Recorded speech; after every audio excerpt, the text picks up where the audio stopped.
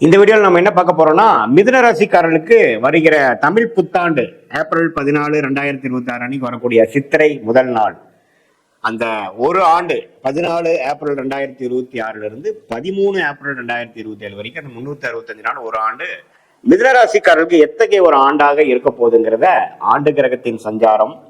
மாத கிரகத்தின் சஞ்சாரம் வைத்து இந்திய வேத ஜோதிடத்தில் அடிப்படையிலான அறிவியல் சார்ந்த சயின்டிபிக் வேதிக் அஸ்ட்ராலஜி முறையில எதையும் மிகைப்படுத்தாமல் உள்ளது உள்ளவாறு பரிகாரங்கள் அது மாதிரி மூட நம்பிக்கையில போகாமல் ஒரு கிரகமும் ஒரு இடத்துல இருந்து அந்த மாறுதலை இருந்து அந்தந்த ராசிக்கு எந்த தாக்குதலை கொடுக்குது, எது மாதிரி வாழ்க்கை பயணங்கள் வேறுங்கிற மாற்றங்களை திசை மாறக்கூடிய அமைப்புகள் எது மாதிரி மாற்றங்களை நம்ம எதிர்பார்க்கலாம் அப்படிங்கிறது மிதுன ராசிக்காரர்களுக்கு இந்த தமிழ் புத்தாண்டு எப்படி இருக்க போகுதுங்கிறது இந்த வீடியோல டீட்டெயில்டா நம்ம பார்க்க போறோம். இப்ப பாருங்க, ராசி அதிபதி ஆகிய புதனே ஓரளவுக்கு எல்லாமே நல்ல இடத்துலதான் இருக்கிறார். வருடம் ஸ்டார்ட் ஆகிறப்ப ஒரு மாசம் மட்டும் பாத்தீங்கன்னா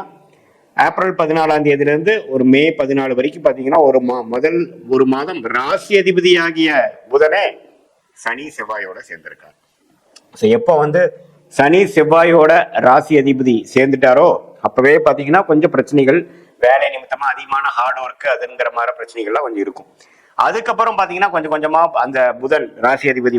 சனி செவ்வாயோட விலகி நல்ல இடத்துக்கு 11ஆம் இடம், நட்பு வீடான சுக்கிரன் வீடம், அப்புறம் ராசிக்குள்ளேயே வரக்கூடிய நல்ல ஒரு மாற்றத்தை கொடுக்கக்கூடிய அமைப்புகள்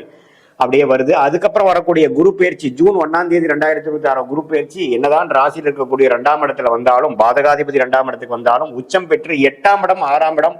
10ஆம் இடத்தை பார்க்கும் பொழுது பண வசதி, பண வரவு, சைடு இன்கம், தொழில் மேன்மை, வேலை மேன்மை, வேலை மாற்றம், நல்ல ஒரு பணவரவு, ஒன்றுக்கும் மேற்பட்ட பணவரவு, அது மாதிரி பல விஷயங்கள் பாசிட்டிவா நடக்கக்கூடிய அமைப்புகள் ஜூன் மாதத்துக்கு அப்புறம் வருதுங்க. அதுக்கப்புறம் டிசம்பர் 6ஆம் தேதி 2026 புத்தாண்டு பிறந்து ஒரு 7-8 மாதத்துக்கு அப்புறம் வரக்கூடிய ராகு அது பயிற்சி என்ன கொடுக்குதுன்னா,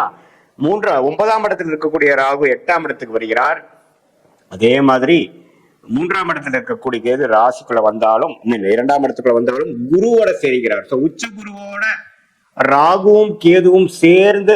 தசை அது மாதிரி அந்த 8ஆம் இடத்துல உச்ச குருவோட ராகு கேதுகள் சேருவது பாத்தீங்கன்னா பண விஷயத்துல நல்ல வரக்கூடிய அமைப்புகள், நல்ல இன்வெஸ்ட்மெண்ட்ஸ், நல்ல லாபம், மறைமுகமான ஸ்டாக் மார்க்கெட், அடுத்தவங்களுடைய பணம், அது மாதிரி பல விஷயத்துல நமக்கு லாபங்கள் வரக்கூடிய ஒரு அற்புதமான ஒரு காலகட்டமாக குறிப்பா சொல்லணும்னா இந்த டிசம்பர் 2026 அப்புறம் வரக்கூடிய அந்த ராகு கேது பயிற்சியும் அந்த ஏப்ரல் மாசம் வரைக்கும் குரு 2லயே இருக்கிறப்போ உச்ச குருவின் பார்வையில் இருக்கக்கூடிய ராகு, உச்ச குருவோட சேர்ந்து இருக்கக்கூடிய கேது, சனி 10ஆம் இடத்துல ராஜயோகாதிபதி சனி குருவால் பார்க்கப்படும் பொழுது நல்லாவே தொழில் மேன்மை, வேலை மேன்மை, ப்ரமோஷன், அரசு உத்தியோகத்தில் இருக்கிறவங்களுக்கு நல்ல ஒரு டிரான்ஸ்பர், ப்ரமோஷன் பிளஸ் டிரான்ஸ்பர், மேலதிகாரியாக ஆகிறது, நம்ம யாருக்கு ரிப்போர்ட் பண்ணிட்டு இருந்தோமோ அவருந்த போஸ்ட்டுக்கே நம்ம போகிறது, திடீர்னு நல்ல ஒரு ஸ்டேட்டஸ் மாறுறது, இது மாதிரி கலைத்துறையில் இருக்கிறவங்க, சினிமா துறையில் இருக்கிறவங்க, கிரியேட்டிவ் ஃபீல்ட்ல இருக்கிறவங்களுக்குலாம் நல்ல ரெகக்னிஷன் கிடைக்கிறது, அது மாதிரி பல நல்ல விஷயங்கள் நடக்கக்கூடிய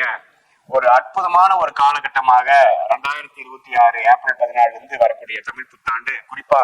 போக போக ஜூன் மாதத்திலிருந்து நல்ல மாற்றங்களை, பணவரவு ஒரு மாற்றம், இடமாற்றம் ஒரு மாற்றம், நல்ல ஒரு பதவி உயர்வு ஒரு மாற்றம்,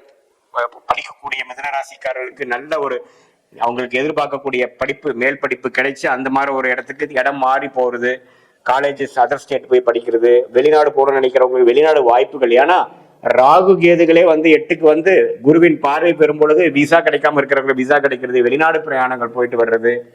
போய் வெளிநாட்டுல போய் வேலை பார்க்கறது, விசா கிடைச்சு அந்த போய் படிச்சுட்டு வர்றது, அது மாதிரி பல விஷயங்கள் நன்மையான விஷயங்களை கொடுக்கக்கூடிய ஒரு அற்புதமான ஒரு ஆண்டாக. ஏன்னா ராஜயோகாதிபதி சனி 10ஆம் இடத்துல இருக்கிறது ஒரு அற்புதம், அதை குரு பார்க்குது, அதுக்கு மேல ஒரு நல்ல ஒரு அமைப்பு, ஒரு ஐசிங் ஆன் த கேக் அப்படிங்கிற மாதிரி ஒரு நல்ல அமைப்பு. அந்த ராகு கேதுகளும் ஒரு சுபகிரகமாகிய குருவோட சம்மதப்படும் பொழுது போக போக குருவும் கேதுவும் எந்த அளவுக்கு இணையராங்களோ அந்த அளவுக்கு பாத்தீங்கன்னா 2 ராகு கேதுகள் திருட்பலம் பெற்று ஒளி பெற்று இன்னுமே நல்ல பலன்களை கொடுக்கக்கூடிய அமைப்பு கண்டிப்பாக உண்டு. ஸோ இது ஒரு மிதுன ராசிக்காரங்களுக்கு ஒரு கேம் சேஞ்சரா இருக்கக்கூடிய அமைப்பு. ஜூன் மாதம் வரைக்கும் கொஞ்சம் ஸ்லோவாகவும் அதுக்கப்புறம் நல்ல ஒரு அமைப்புகளாகவும் கொடுக்கக்கூடிய அமைப்புகளாக மிதுன ராசிக்காரர்களுக்கு உண்டு. இது பொதுவான பலனை தவிர உங்களுடைய ஜென்ம ஜாதகத்துல நீங்க பிறந்த தேதி, பிறந்த நேரம், பிறந்த உரை வைத்து வரக்கூடிய ஜாதகத்தை போட்டு திருக்கணித பஞ்சாங்கம் போட்டு உங்களுக்கு என்ன லக்னத்துல பிறந்தீங்க, நீங்க மிதுன ராசியா இருக்கும் பொழுது மிருகசீரிட நட்சத்திரத்துல இருக்கக்கூடிய நீங்க அந்த கடைசி 2, 3, 4 பாதமா, அல்லது திருவாதிரை நட்சத்திரமா, அல்லது புனர்பூச நட்சத்திரத்தோட முதல் 2 பாதமா, எந்த நட்சத்திரத்துல பிறந்தீங்க பார்த்து எந்த லக்னத்துல பிறந்தீங்க, அந்த லக்னாதிபதி உங்க ஜாதகத்துல எப்படி இருக்கு, என்ன தசாபுக்திகள் போய்கொண்டிருக்கிறது, தசநாதன் புக்திநாதன் இப்ப நம்ம பேசின கோச்சாரத்துல எது மாதிரி அமைப்புல போய்கொண்டிருக்கிறது, இது எல்லாமே நம்ம ஓரளவுக்கு சேர்த்து வைத்து பார்க்கும் பொழுது துல்லியமான பலன்கள், அடுத்த வரக்கூடிய காலகட்டம் எது மாதிரி ஒரு ஷார்ட் டேர்ம் இருக்கு, எது மாதிரி ஒரு லாங் டேர்ம் இருக்கு, நம்மளுடைய வாழ்க்கையை அடுத்த வரக்கூடிய கட்டங்கள் எது மாதிரி திசையில திரும்புற மாதிரி இருக்கு, என்ன ட்ரெண்ட் காட்டுது, வேலை மாற்றங்கள் உண்டா இல்லையா, இப்ப இருக்கிற வேலையிலேயே பல்ல கடிச்சிட்டு இருக்கணுமா அல்லது மாறலாமா,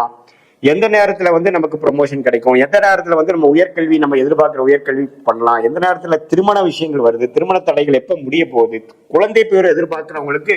எந்த நேரத்துல குழந்தை பேரு கிடைக்கும்,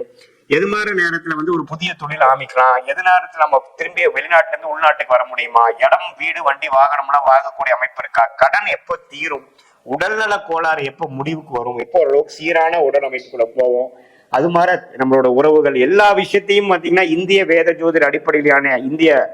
சயின்டிபிக் வேதிக் அஸ்ட்ராலஜி முறையில எதையும் மிகைப்படுத்தாமல், சாயங்கள் பூசாமல், பரிகாரங்கள் மாதிரி விஷயத்துக்குள்ள போகாமல் உள்ளது உள்ளவாறு கர்மா எப்படி சொல்லுது, உங்க ஜாதகத்துல கிரகங்கள் எப்படி இருக்கு, எந்த காம்பினேஷன் இருக்கு, நம்மளுடைய 18 வருஷம் அனுபவத்துல ஒரு கிரகமும் ஒரு மாதிரி இருந்தா எது மாதிரி அமைப்பு கொடுக்கும் அப்படிங்கிறத துல்லியமா நம்ம கத்துக்கொண்டு இருக்கிறோம். அதை நம்மளோட லைவா பார்த்து எது மாதிரி அமைப்புல இருந்தா எது மாதிரி கர்மா கொடுக்குது, எந்த கிரகத்தின் தொழில் நமக்கு நல்ல சாதகமாக இருக்கிறது, எந்த வேலை நமக்கு நல்லா வரும், வேலையா தொழிலா அல்லது வெளிநாடு வாய்ப்புகளா, கவர்மெண்ட் ஜாபா அல்லது பிரைவேட் செக்டாரா, எது மாதிரி துறையில நம்ம படிக்கலாம், குழந்தைகள் எந்த மாதிரி துறையில வர்றதுக்கு வாய்ப்புகள் இருக்கு அப்படிங்கறதெல்லாம் நம்மளுடைய ஜாதகத்தை பார்த்து நம்மள எந்த விதத்திலையும் நம்ம இப்ப ஒரு மூட நம்பிக்கைக்குள்ள போகாமல் எந்தெந்த கிரகம் எப்படி இருந்தா எப்படி ஆகுங்கிறது நம்மளுடைய 18 வருஷத்துல இருந்த ஆராய்ந்த கிட்டத்தட்ட ஒரு 40-45 ஜாதகத்தை பார்த்த ஒரு அனுபவத்தை யூஸ் பண்ணி சயின்டிபிக்கா நம்ம புரிந்து கொண்டு அதுக்கு தகுந்த மாதிரி நம்மளுடைய வாழ்க்கை பயணம் தீட்டி தேவையில்லாத வேலைகளை செய்யாமல், தேவையற்ற முயற்சிகள் தப்பான டைரக்ஷன்ல போகாமல், எந்தெந்த நேரத்தில் எந்தெந்த வேலைகள் செய்தால் அந்தந்த பலன் கிடைக்குமோ அதுக்கு தகுந்த விஷயங்களை செய்தோமானால் தேவையற்ற பண விரயங்கள், தேவையற்ற பொருள் சமய விரயங்கள் எல்லாம் தவிர்த்து எளிதான வாழ்க்கையில் எதிர்நீச்சல் போடாமல் நம்மளுடைய கர்மபலன் என்ன காமிக்குதோ அதுக்கு தகுந்த பொட்டன்ஷியல், அதுக்கு தகுந்த ஒரு வாழ்க்கையில் ஒரு வெற்றியை எளிதில் வெற்று வாழ்க்கையில் நாம வெற்றி அடைய முடியும் என்று சொல்ல விரும்புகிறேன். மீண்டும் மற்றொரு காணொளியில் சந்திப்போம். நன்றி, வணக்கம்.